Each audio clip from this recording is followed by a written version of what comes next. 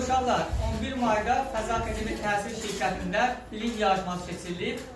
Həmin yarışmada Ceylin qızımız 650 bal toplayaraq 3-cü sinif arasında çıxıb 1-ci yerə. Alqış var Ceylinə. Gəl Ceylin, gəl gözüm. Həm diplomu var, həm də 1-ci yer medalı. Gəl Ceylin çıxdı, gəl. Dur. Görüşək. Təbrik edirəm sənin diplomun.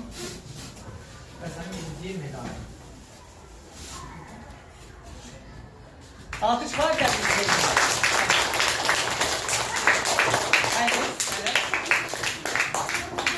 Demək, Akif Manavov 630 bal toplayaraq 3-cü sinif arasında çıxıb 3-cü yerə. Alqış var Akifə. Həm diplomu var, həm də 3-cü yer medalı.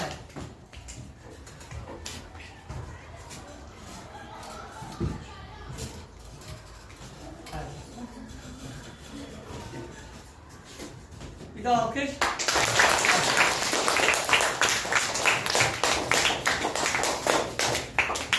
Gülarə Əlizadə 610 bal toplayaraq 3-cü siniflər arasında yüksək nəticə topladığı üçün təltif olunur. Alkış var.